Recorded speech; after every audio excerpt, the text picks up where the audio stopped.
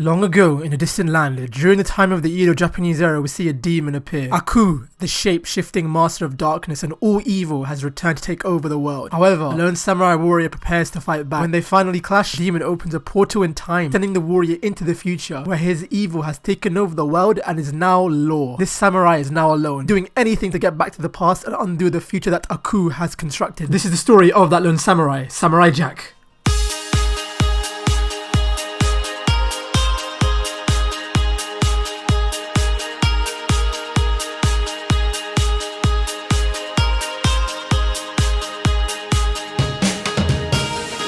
Created by Genndy Tartakovsky and airing during the animation boom of the Cartoon Network Cartoons era, Samurai Jack is one of my favourite cartoons ever, and I'm here to review the first season in build up to finally watching the long-awaited concluded 5th season. I did watch the show growing up. Cartoon Network was my domain, so watching TV shows like Teen Titans, Robot Boy, if there was an action-based cartoon, especially on during the 2000s, you can bet I was there. But many years had passed and I found out the show was sadly cancelled, and the sad thought of a lone samurai being stuck in the timeline that will forever be trapped in. But we'll leave that tangent on for the season 5 episodes. Samurai Jack season 1 in essence is a sci-fi adventure fish out of water story. You could kind of say it is one of the first few shows that established the isekai genre years before that even became a thing. And even though technically it's a time portal, the world has changed so vastly, it's like Jack got teleported into a whole new other world itself. It's kind of like Star Wars actually, along the same vibe of episode 4 A New Hope, with the cantina scene on Mos Eisley Tatooine.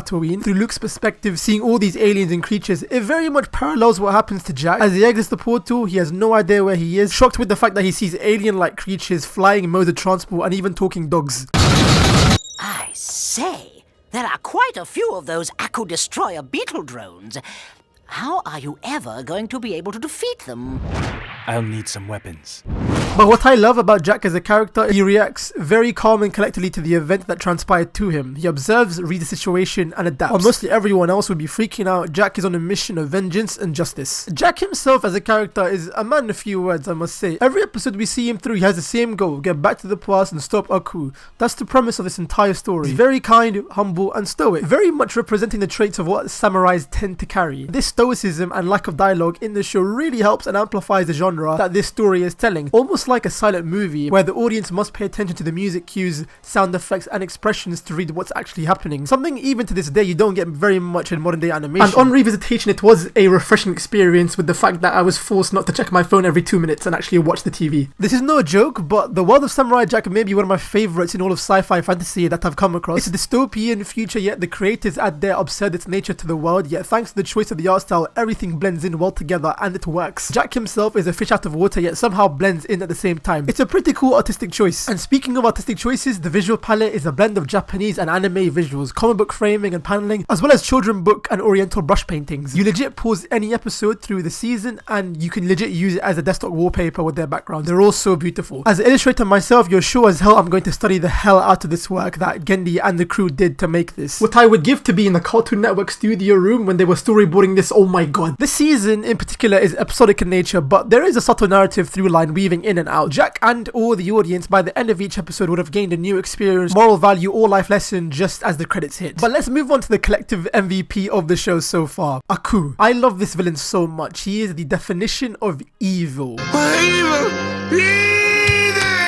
No, like literally, his name legit translates to the devil or demon. Like Akuma, Street Fighter, get it? He literally is the embodiment of evil. He took over one and had ruled the world for over, I want to say over at least 10,000 years, ruling it with an iron fist. The world is so vast in this story, from the sci-fi like deserts of alien-esque Arabia to Scandinavia to the wilderness in the middle of nowhere to the major metropolises that Jack ventures across. Aku's presence or shadow has affected that place or is still present and lingering. I'm kind of grateful they went for the choice to make the show look more like a storyboard children's book design. Like imagine they went for like a more hyper-realistic design, especially for Aku. It would be terrifying. Jack at this point in time, no pun intended, is fighting a losing battle, and I'm so interested on how this is going to affect him, especially later on in the future seasons. But let's now talk about some of my favourite episodes. Season 1 episode 1, named The Beginning, is an excellent prologue to the story, following a young boy living in Edo, Japan, being trained in all forms of martial arts and knowledge from the different tribes of man until the day he is a strong man enough to take down Aku and avenge his land, with this episode acting as the basis of the show's opening credits to each episode. And also look how adorable little Jack is here. Following up onto episode 2 with our classic fish out of water episode, Jack coming into the realization that he's not in a different world but his own, but set in the distant future. Episode 6, Jack and the Warrior Woman, is a bombshell of an episode. Jack is in search of a powerful ruby that can grant him time travel, where in his quest he's being hunted down in a dune-inspired like landscape where he meets a femme fatale female warrior who helps Jack on this quest through the desert to obtain this important jewel. But I had this lingering feeling watching this episode, especially in the back of my head with this character. I'm not going to say whether they get the stone and accomplish their mission, but no spoilers here, but it's a big bombshell at the end, I must say. Also, that episode particularly having some awesome montage sequences with an epic score. Just listen to it.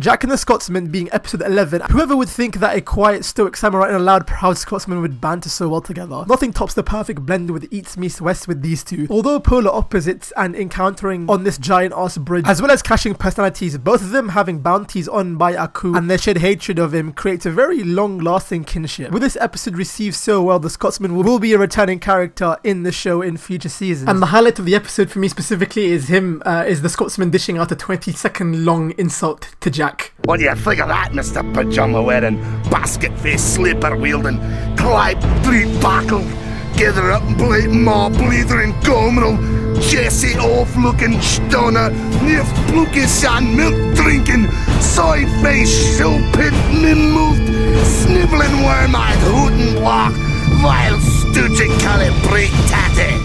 Samurai Jack Season 1 is a well-choreographed action cartoon. It really hits the emotional beats and the world that really makes the story memorable. It's not holding your hand like most other children's cartoons and actually treats you like an adult. That's something I've come to respect. From the themes to the way the dialogue and vocabulary is presented to the audience, even when how absurd some of the episodes can be sometimes. And trust me, they even get a lot more worse later down in Season 2 and 3. Combine all that, what I said together, and overall Samurai Jack Season 1 is a very fun, heartfelt, adventurous watch. There's so many sources of inspiration that weave into the show when watching this season. The fantasy flicks, sci-fi epics, and Asian samurai movies. The creators made a great season of cartoon here. Will Jack ever get back to the past? We shall see soon in Season 2. This is 2K Toons. Watch out.